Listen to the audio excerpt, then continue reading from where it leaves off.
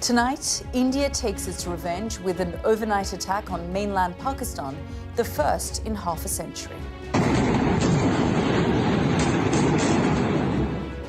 Delhi says it acted on clear evidence that terrorists based in Pakistan killed Indian civilians last month. Pakistan has pledged a measured but forceful response. At 9 sites across Pakistan, buildings reduced to rubble. The military says more than 30 people died. Today, one of the country's most prominent victims of terror tells me civilians must be protected.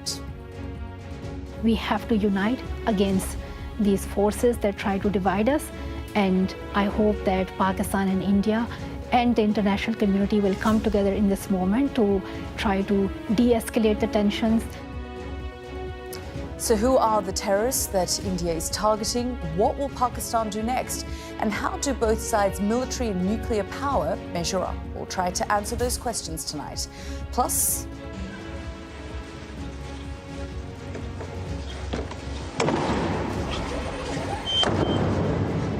first day of the ancient ritual to elect a new pope. 133 cardinals deliberated for nearly 4 hours to decide the next leader of the Catholic Church. And then an hour ago, black smoke from the chimney in Vatican City. The conclave will continue on for a second day. We'll have the latest on that and the prospect of war between India and Pakistan. A busy show tonight coming up on The World with me, Yalda Hakim.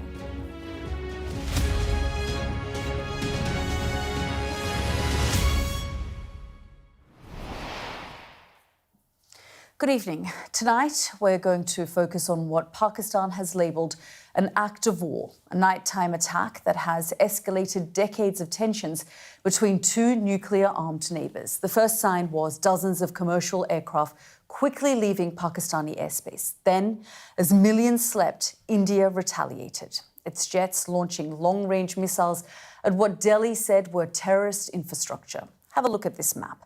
9 sites were hit in Pakistan's Punjab province and Pakistan-administered Kashmir. That's over a 25-minute period.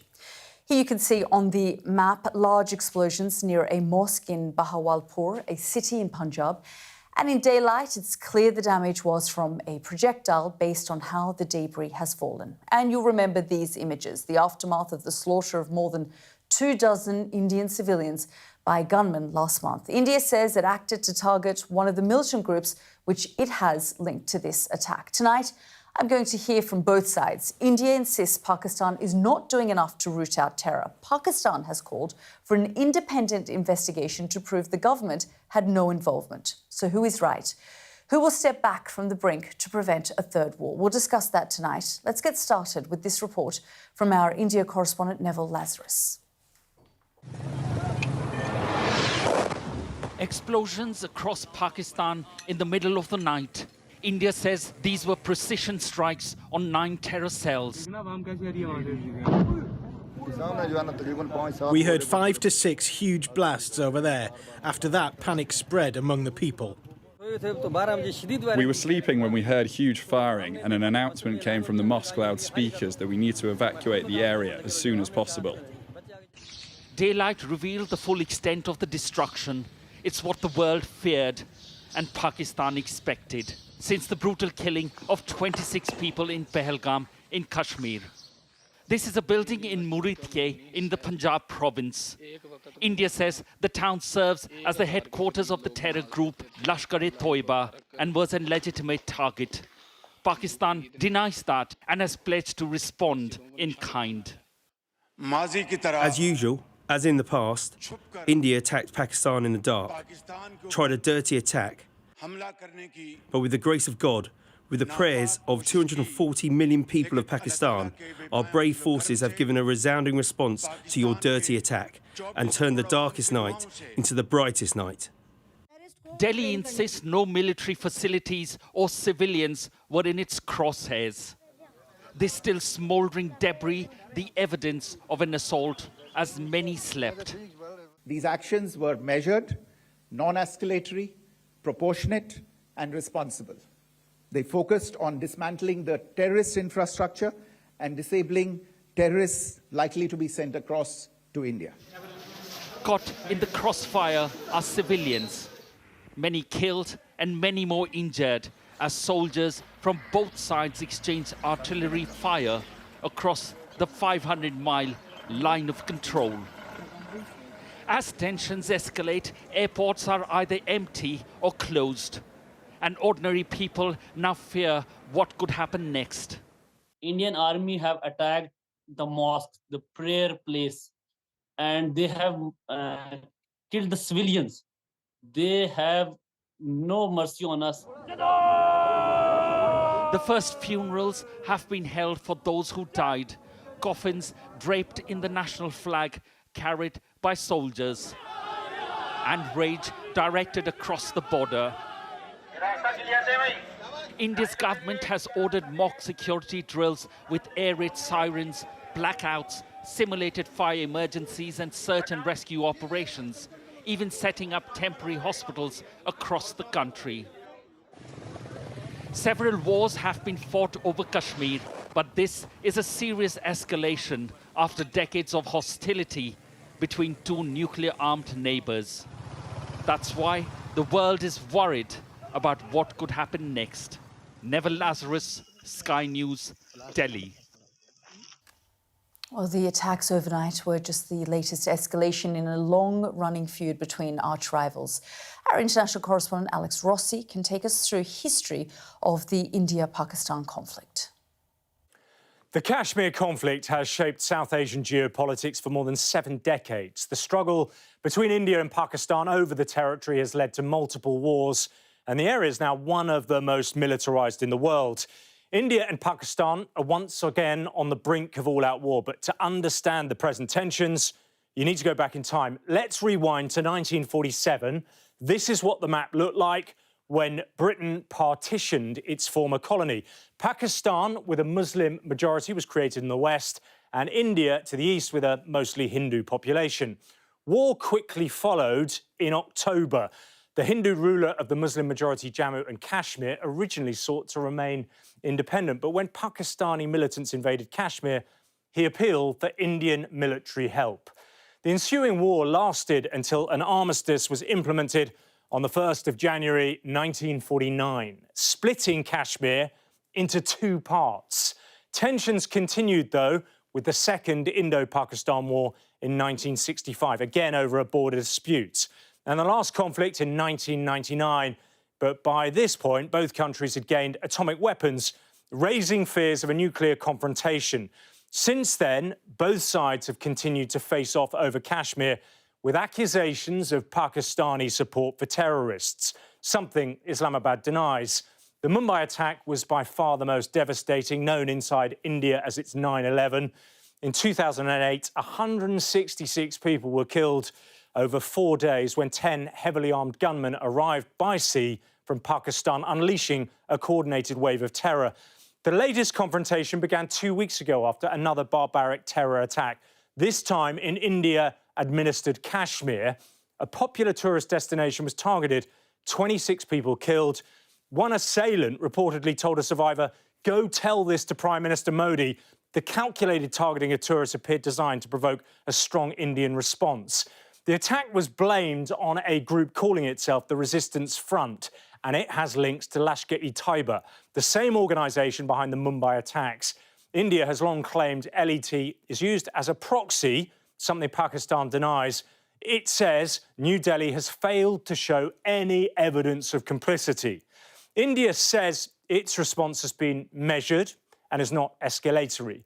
But by striking compounds in the Pakistani heartland of Punjab, it's not being seen that way by Islamabad. Pakistan is calling the airstrikes an act of war.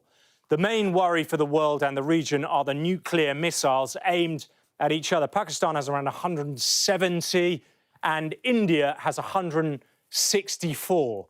But even if the tensions are dialed down, as we've seen throughout the history, the underlying causes of the Kashmir dispute, steeped in unresolved colonial legacy, will remain and could break out at any time. That was Alex Rossi there. So how did the two countries stack up against each other militarily? Let's have a look. Just have a look at this. India has over 1.2 million active personnel in its army, while Pakistan has less than half of that, with 560,000. In the Navy, India has 75,000 active personnel and Pakistan has 30,000. And in the Air Force, India has almost 150,000 personnel, while Pakistan, again, has less than half of that, with 70,000. So India has the upper hand militarily, and today the government has been carrying out drills to prepare for Pakistan's next move. Well, joining me now is Pakistan's High Commissioner to the UK, Dr. Mohammad Faisal. Thank you, sir, for joining us here on Thank you for inviting program, of course. I just want to get your reaction to what we've seen over the course of the last 24 hours. It was around this time last night when the series of airstrikes took place on Pakistani territory. Yes, it began around this time yesterday, and 9 targets so far we know have been hit. More than 37 people, civilians, have lost their lives. This includes women and children. Their pictures, videos are all around in the media, not just Pakistani media. About 58 or 59 are injured, some of them grievously. It is a serious matter because 37 people were being buried all over Pakistan today. So it is a very, very serious matter. Of course, Pakistan wanted to avoid it. We have been saying for the last 14, 15 days, let's investigate the matter. International investigation. Pakistan is ready to join the international investigation. Including UN Security Council, so many countries have requested for de-escalation, but instead of listening to that, India chose to attack yesterday. High Commissioner, you say that Pakistan didn't want it to escalate. Do you still not want it to escalate? We never wanted it to escalate. The attack has happened. 37 civilians have lost their lives. Of course, our National Security Committee, that is the chief decision-making body led by the Prime Minister. It met today. And of course, a statement has come out of it. A final decision will be of the Security Committee. Let's see how it pans out today. I mean, in your assessment, and I've been speaking to Pakistani ministers who say they will respond, from your assessment, what could that response look like? No, it is not for me to predict what it would be. Pakistan's first choice was peace, and we insisted on that. We chose the best way forward, that we thought that, okay, don't believe us, don't believe the Indians, believe the international community, tell them, and an international inquiry can... In terms of an investigation? Of course, that is the... I just want to point out to investigations, because in 2001, the Indian Parliament was attacked. Pakistan was invited to be part of the investigation. In 2008, the Mumbai attacks took place. The finger of blame was pointed at terrorist groups that had arrived into Mumbai from Pakistan. Pakistan was called on for an investigation. In 2016, the Uri attack, Pakistan was invited to be part of the investigation. In 2019, the Pulwama attack took place. Pakistan was invited to be part of the investigation. At all of these different junctures, Pakistan may have cooperated on the surface, but it didn't do anything to prevent these terror groups from flourishing within the country. First, we have to have our facts right. Somebody has given you the paper, but he has No one not... has given me this paper, actually. I spoke to, and I've been documenting and following this, but please, if I may. But this isn't a paper that someone has just... The facts have to be right. The 2008, it was not that Pakistan was invited every time, as you say. No, Pakistan itself said that there should be an investigation. And all these investigations are pending because lack of Indian collaboration. It is the... Let me complete. No. I just want to point out, because Prime Minister Modi was criticised for inviting Pakistan to Delhi to be part of an investigation at one point, and yet... Which investigation? It was either the 2016, the Uri attack, or the 2019... No, it can be either. We're talking of facts. There was no such thing that he was criticised for something. By the Indian public. It is pending, but maybe, I don't know, but it is pending because India unilaterally in 2019 decided to throw all international law under the bus and withdraw the Article 370. Since then, there is no dialogue.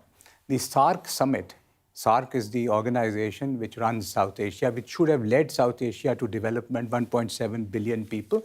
It is dysfunctional for one reason. India doesn't want it to move forward. 2016 November, the summit was to be in Islamabad. 9 years have passed. Look where GCC has gone. Look where African Union has gone. Wait. High Commissioner, I do want you to get your points across, and that's why we've invited you on the program. But this has to be clarified that it is not pending because of Pakistan. India has to provide the evidence. We have to collaborate. The delegations have to meet. The embassies have to interact. If they throw missiles at my country, how do we collaborate with them? And there is no dialogue since 2016 because they stopped everything. They walked out of the summit, which they agree. Facts, because I deal with it. Yes. First, on February 2016, India agreed to holding of SAARC summit. This agreement was in Pokhara in Nepal. I was there, and the date was agreed was November. Now they backed out of it. So you're talking about a summit versus India dialogue. And a dialogue. The dialogue, correct? The dialogue has to happen for the collaboration and everything. But the accusation here is on Pakistan funding these terrorist organizations. There are accusations about everything, and we can relitigate history or whatever we can do. The issue was that you said that among 5 or 6, and I can give you 5 others, in which allegations were made on us. Then there is Samjhauta Express. Allegations are on India.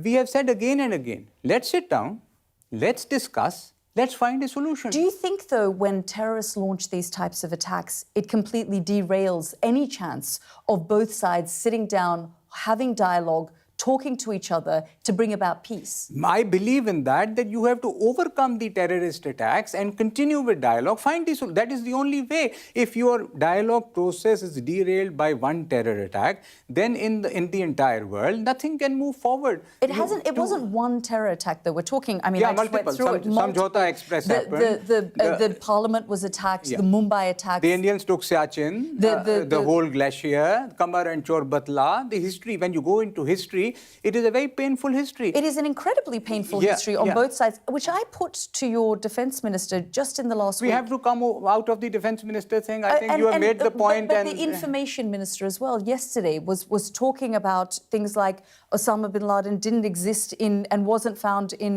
We can start the history from 1947 and we can continue with it, and I can quote books and you can. The issue, what is the issue now? 1.3 billion Indians, 250 million Pakistanis. Need to find a common ground. Need to coexist. Yalda, this is very important. We have to find, I'm a diplomat. Yes. My job is to find a solution in which both the countries at least find some space in which they can move forward. My children can... But sir, I know and I understand, and as you say, it is a painful history, but when the military, the intelligence services, the security forces in Pakistan, the defence establishment are accused, and it is a known documented fact that even the State Department has been following and the Trump administration has criticised, is that Pakistan uses these proxies. Unless that is overcome and these terrorist attacks continue, the Samjhauta Express, the entire train was burnt, people were burnt alive. There is no accusation on Pakistan, and I can quote you 10 other incidents because this is allegations counter. How do you come out of these allegation counter allegations? International investigation. Why is India shirking from an international investigation if they are so sure? I mean, that is why I've pointed to these other investigations. No, but this is wrong. I have quoted you.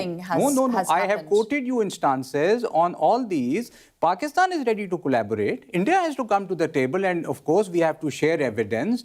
The witnesses have to be presented. There are legal procedures, which of course are in front of, just quoting, like naming 10, and I can name you 20, that they took the entire Siachen glacier and it's still controversial. I mean, again, you keep pointing to these investigations, but for Pathankot attack in 2016, India did invite a joint investigation team to Pakistan. Yes. And I mean, not to Pakistan. India invited a team went there. Yes, which then is what it is stopped because there is no collaboration from. They have stopped the collaboration. We have not. They are the ones who walked out of Kashmir. They are the ones. Since 2016, there is no dialogue. But if you're not cracking down on these terror groups, which is the point of contention. We are doing whatever we can, because my country, I would know it better.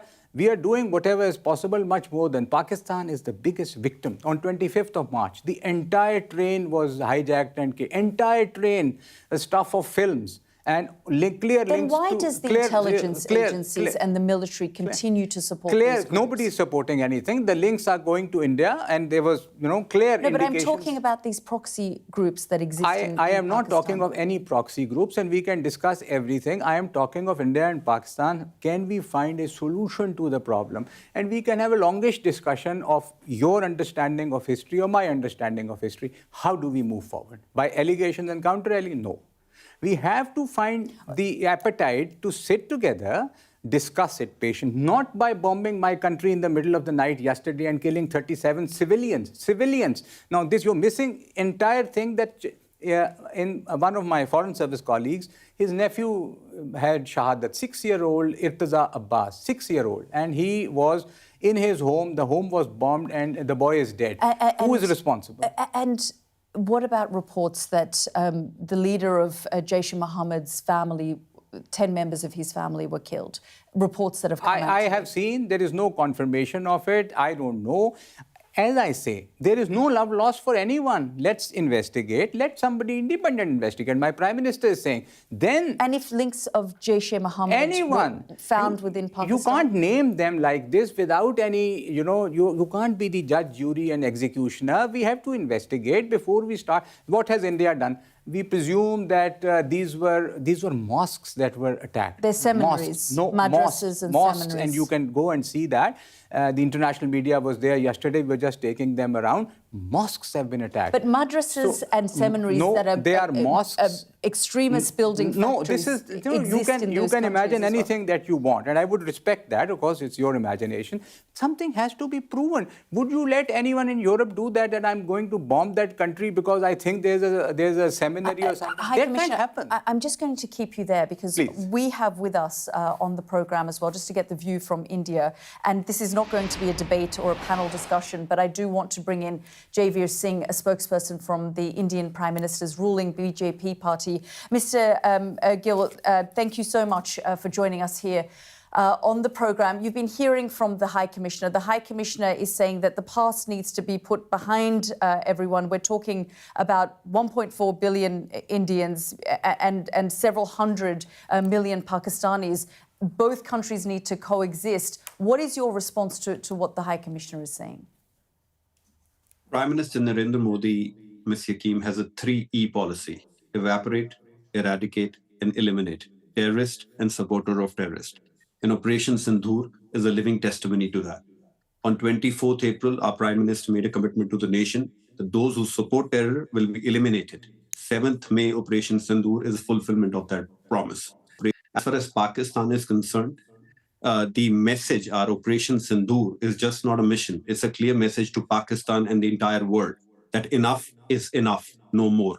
India will not tolerate terrorism, and India will not hesitate to eliminate terrorism. That message has to be clear. And lastly, India's right to self-defense is uncompromisable.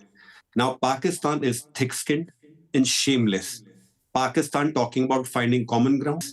Pakistan talking about peace is like a devil quoting from the scriptures. If Pakistan was so innocent and holier than thou, why they have been on the FATF grey list for the longest period of time? Why was Osama bin Laden found there? Why the entire world today frowns upon Pakistan?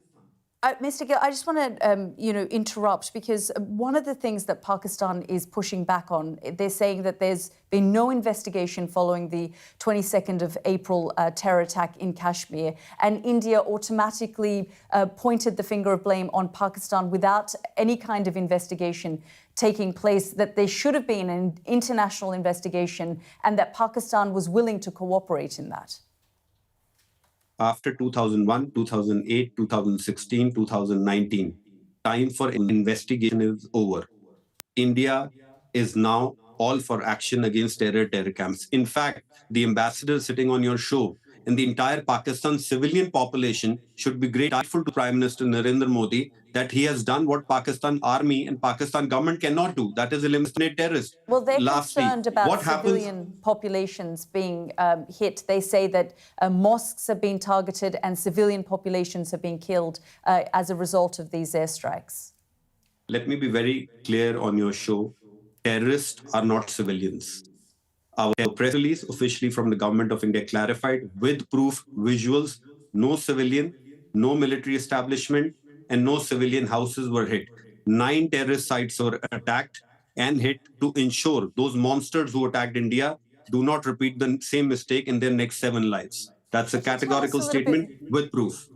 Could you tell us a little bit more about this evidence that you're pointing to of the targets that were hit? Because there's all sorts of information coming out on all sorts of platforms about who may have been targeted and killed. From the Pakistani side, they say that they have images, videos that show that civilians, including women and children, were hit and targeted, including mosques. And India last night, the army put out a statement to say that these were seminaries that were hit, that groups like Mohammad, which they believe were linked to the Kashmir attack of the 22nd of April, were targeted. And there's all sorts of information currently in the fog of war that seems to be swirling around.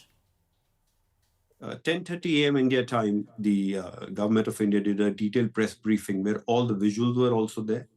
Secondly, Ms. Hakim, please understand the approach between the two nations. Difference. India believes in combating terrorism. Pakistan believes in supporting terrorism. And when ambassador on your show talks about evidence, the defense minister of Pakistan was asked, you are claiming that you shot down 5 Indian planes. Where is the proof? He says it's all over social media. Now that is the kind of hallucination Pakistan suffers from. On the contrary, today Pakistan has hit a Sikh holy temple, killed children, hit civilians in Poonch.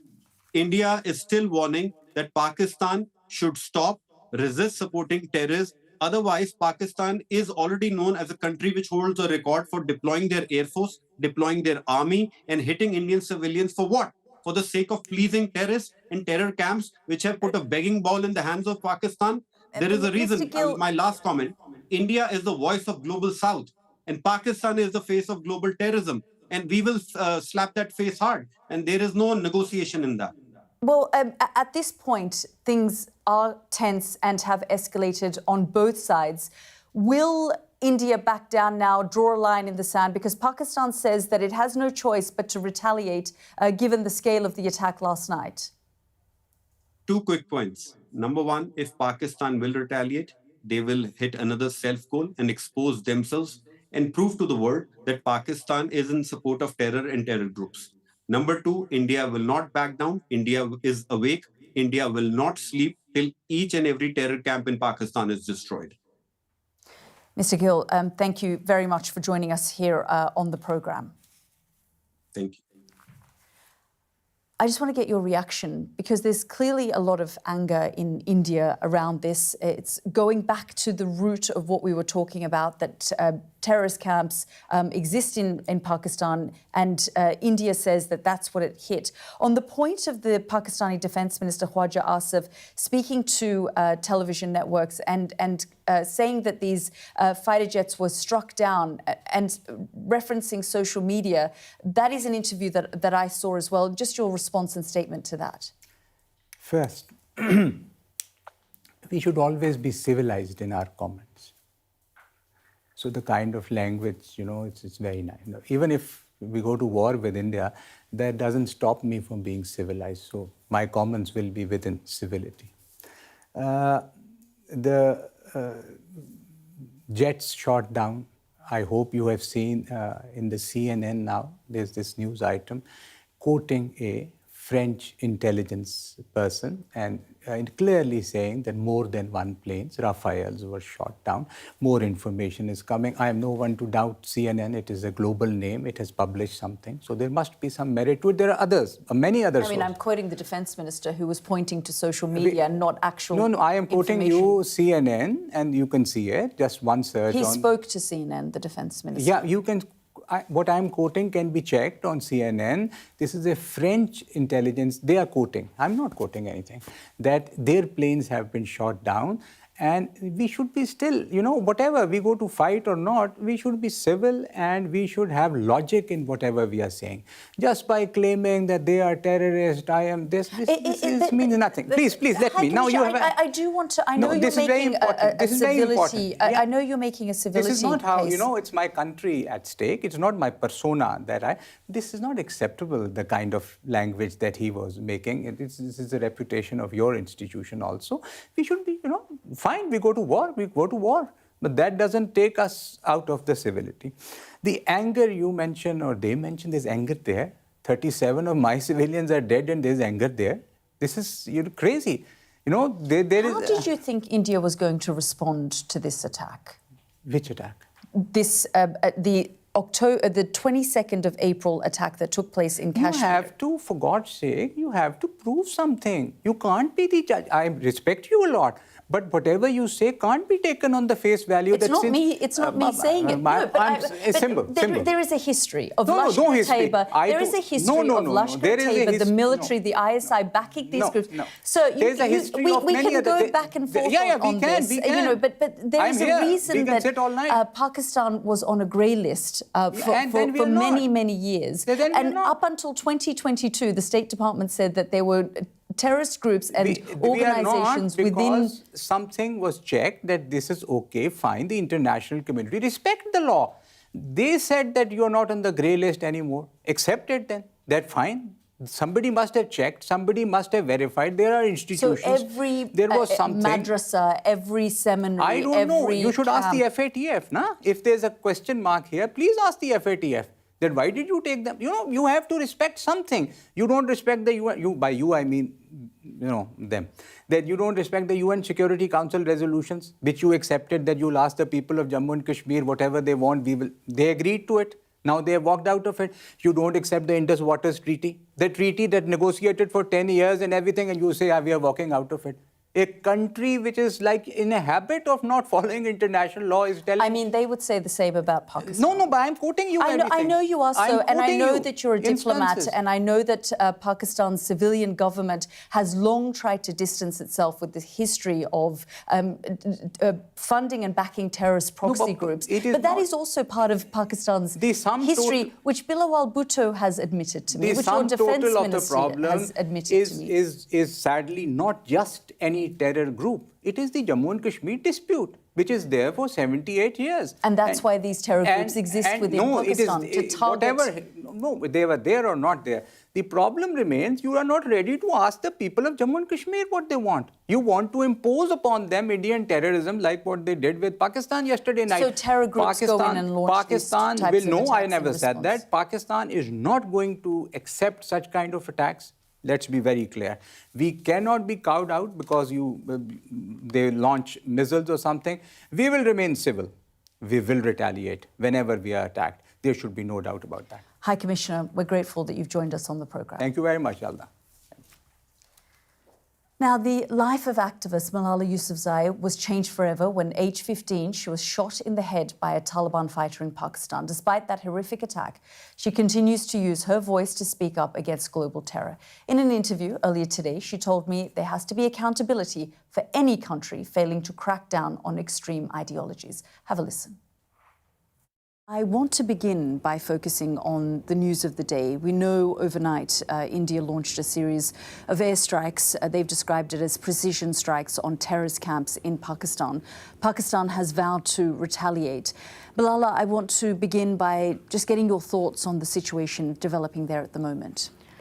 In this moment, I firstly want to share my condolences with all the families and people who are affected, who lost their loved ones. And I'm deeply devastated by the killings of civilians. And, in this time, I'm thinking about everybody who's affected in the whole region and really strongly condemn attacks on civilians. At the same time, I do want to highlight that for this whole region, Pakistan, India, and our neighboring countries, our common enemy is extremism, terrorism, and violence, not each other. We have to unite against these forces that try to divide us, and I hope that Pakistan and India and the international community will come together in this moment to try to de-escalate the tensions and promote peace, start a dialogue, because that is the only way forward for all of us. The finger of blame has long been pointed at Pakistan for backing and funding the Taliban over the course of the last 20 years. India now is justifying its bombardment of areas in Pakistan, saying that there are terrorist camps there, that there are seminaries and madrasas there that they need to target. Do you think this will also highlight that issue and there might be accountability there so that change can be brought about, or there can be a focus on extremism that is often bred in the country? I myself have been one of the victims of extremism and terrorism in Pakistan, and people within Pakistan have also been affected by the extremism. And I think we have to talk about the root cause of it. We have to talk about how it comes about, because I believe that nobody is born a terrorist, nobody is born an extremist. These things are taught. This is part of an indoctrination.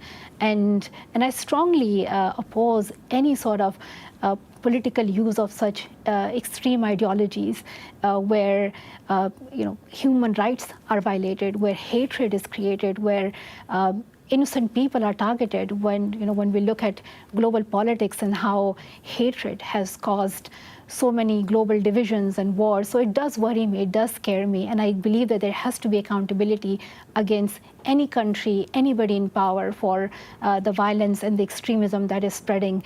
And I think in the end, it's about the protection of civilians, whether those civilians are in Pakistan or Afghanistan or in India.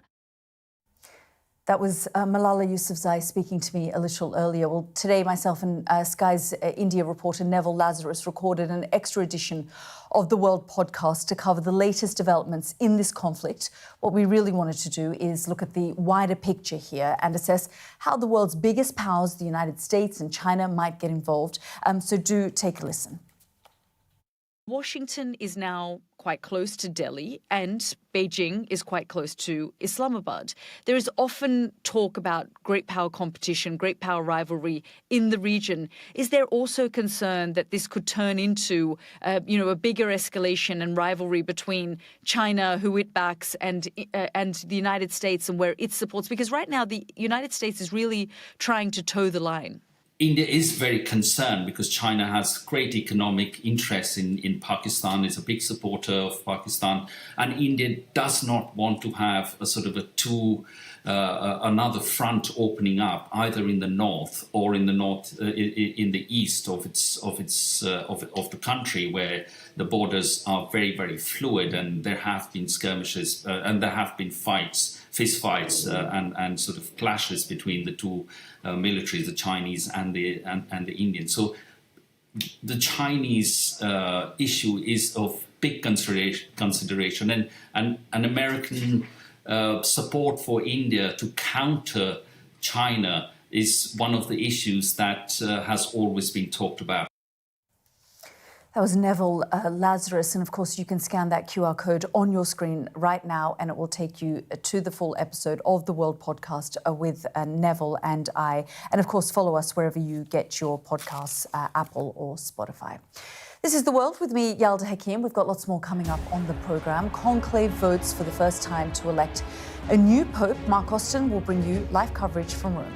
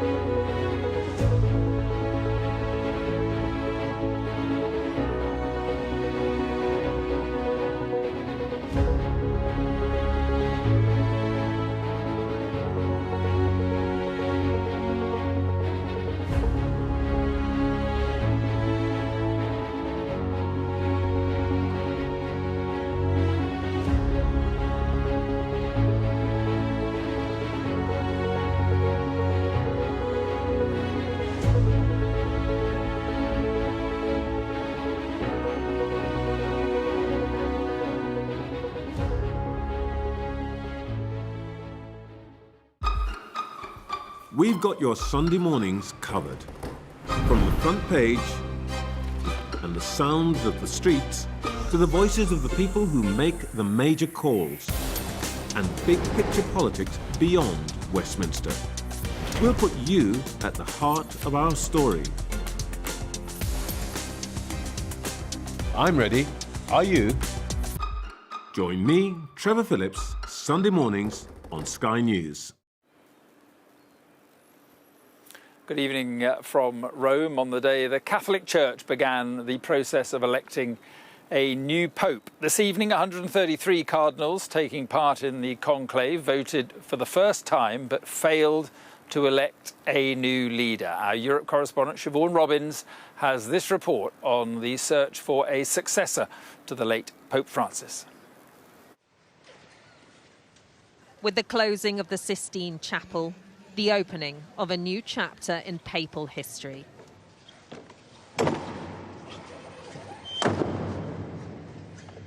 Behind these doors, 133 cardinals are voting for the next pope.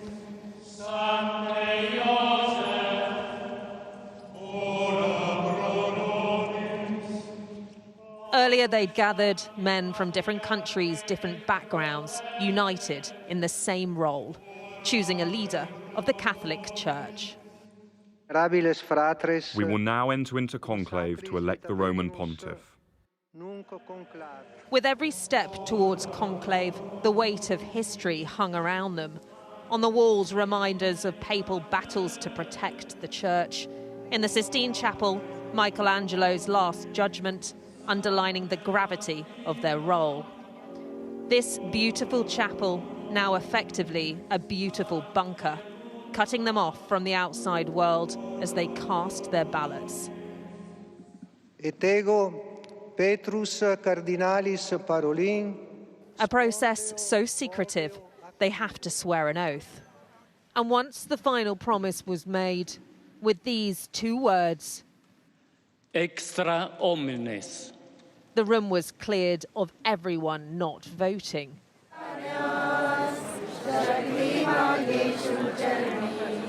As the cardinals considered the future, pilgrims arrived hoping to see history being made.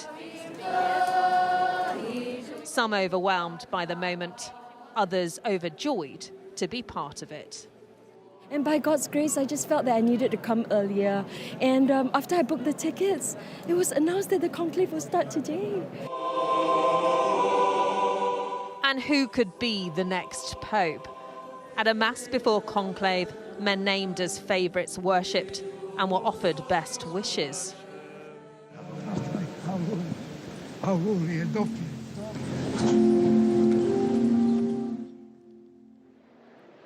But none would be successful today.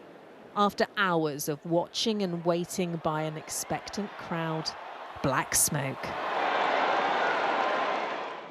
First vote, no decision, and it's no surprise, but many here are still hoping that a new pope will be elected before the weekend. This time, the thousands waiting were disappointed. But it's not long until the next vote and a fresh chance of white smoke.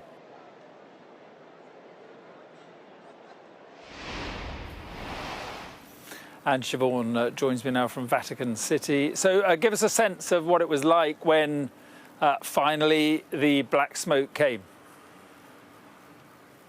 Well, it was an amazing atmosphere because people started wondering as the hours ticked past where that decision was. Many were expecting to see black smoke much earlier in the evening, and then every time someone thought they saw it or clapped, everyone turned around nervously. So when it did finally happen, there was a collective kind of groan, people then double-checking that they'd seen it correctly, and then 45,000 people that we're told had packed in here began to leave. But you could tell that so many people were just absolutely charged up, so happy to be here, regardless of whether they were religious or not, to watch potentially history being made. And I'd expect many of those people to return tomorrow, to stand here again in the morning, hopeful that potentially after the next session we'll see the white smoke and understand who will follow Pope Francis. Siobhan, thank you very much indeed. And, well, cardinals from across the world have come together for the most geographically diverse papal conclave in the faith's 2,000-year history. Could the end result bring about the first ever African pope?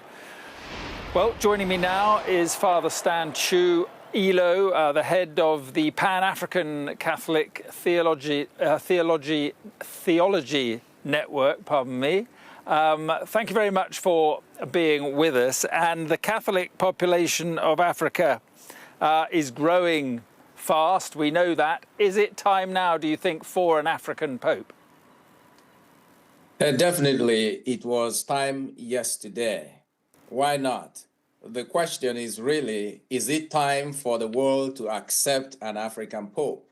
Because, as you know, the church in Africa has grown by leaps and bounds. I mean, producing missionaries now who are actively servicing churches outside Africa, North America, in Europe, in Australia, and many parts of the world. So I think it's time not only for Africa, but also for every country, but more specifically Africa, because of asymmetrical power relations. For some time now, we always come last as Africans, and it will be a great, great thing of joy to the world, not just to Africans, to have an African pope, because it will be a bold statement of intent by the Catholic Church of an end to these forms of racism that we still see in the church and in the world. Do you think this conclave is prepared to vote for an African pope? Well, I do not know, but if we follow the precedents left by Pope Francis, who reached out to Africa in many ways than one, if we follow also the precedent started by John Paul II, who began to make Africans saints, if we follow the precedents of Papal VI, who visited Africa, the first pope in modern history to go to Africa, and said in Kampala, it is time now for Africa not only to be a missionary to itself, but also to become a missionary to the world. Then I think that these cardinals are following the trends in history, in the teachings of the church. They understand the Second Vatican Council's determination to open the church beyond Europe to the global south, and more so to Africa. And I think that they will be open to this new movement of the Spirit in world Catholicism, that the center is shifting away from Europe, the European heartland of Christianity, to Africa and the rest of the global south. The African cardinals have a reputation for being conservative, broadly speaking. What do you think the priority should be if there was an African pope? Well, I don't agree with you totally that the African cardinals are very conservative, because really for us Africans, these polarity of conservatives and liberals don't actually apply. In my native language, I can't translate these words. However, we also know that Africa is very complex. So when it comes to some of the contested moral issues of the day, you will find great diversity among the African cardinals. For instance, Cardinal Brislin of South Africa, he's very supportive of the last document produced by the Holy See, Fiducia Supplicans, when Pope Francis asked that same-sex couples be blessed, same-sex persons, not their marriage, really. And Cardinal Brislin supported that. But Cardinal Sarah of Guinea didn't support that. And Cardinal Ambongo of Congo, who is the president of the Association of All African Bishops, he went to meet the Pope in order to register the opposition of a majority of the African bishops to that document. So I would think that we have to be more nuanced and more complex about, these framings. I think that you have, as much as one can see, a greater diversity among the African bishops. They are not just in one camp. Nor do I think that if any of them is elected, that he will go to Rome just to promote an agenda, either conservative or liberal. He will try, I suppose, to advance, definitely, the mission of Jesus Christ, which is to preach the good news to a wounded and broken world, to lift up the poor, and to serve the common interest of humanity at a time when I think with the rise of autocrats, illiberal democracies, wars, and growing exclusionist policies by governments, that the Pope will not go there just to represent Africa, but rather to see that he can be a moral voice to lead the world out of this logjam that we are finding ourselves in. Okay, just a final point. What is your view on the role of women in the church and of those marginalized by the Catholic Church? What is your view on that? I think is very painful to me. I worked for the Holy See as the North American regional coordinator of a working group that Pope Francis authorized to go and look at these voices, the voices of women. And I think it is sad that, for instance, in choosing the next leader of the Catholic Church, that women do not have a voice. I think it is not going to serve the interest of the church of the world in the years to come. I think there are so many people in our church that are hurting. And Pope Francis tried, but he didn't. I mean, you will not give him 100% for such a large church. It is hard for one man to stay in Rome and deal with all the problems affecting 1.4 billion people.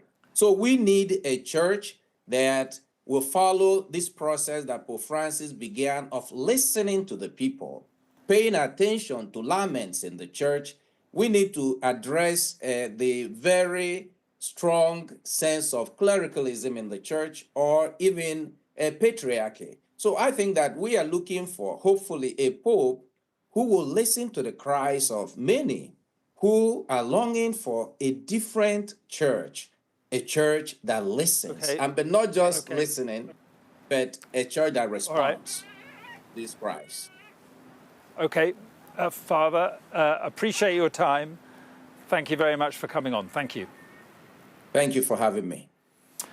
Right, so not at all. So the colour of the smoke this evening, well, it was not white, which means we have a pope. It was black, which means we don't. So there's a new round of voting, Yalda. That starts at 8:30, I think I'm right in saying, UK time tomorrow. So we'll be keeping right across that.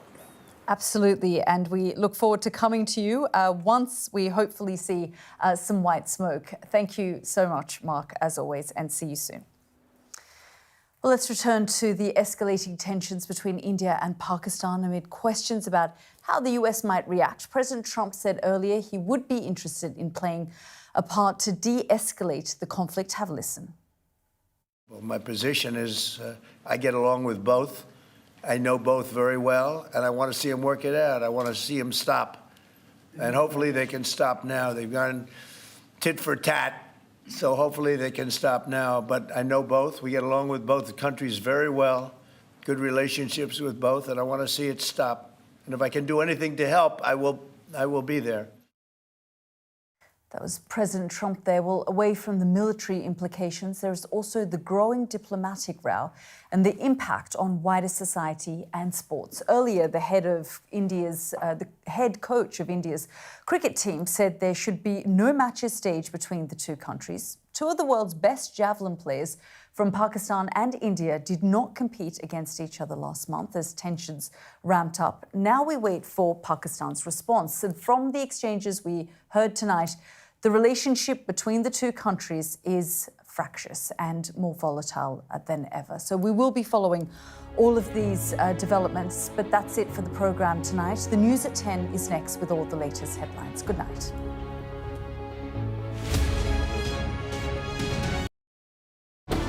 jubilation in the streets, while some emotional.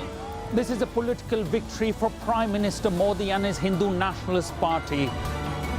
I'm Neville Lazarus and I'm Sky's reporter based in Delhi. Companies like these are helping India in its trajectory to be a serious player in space exploration.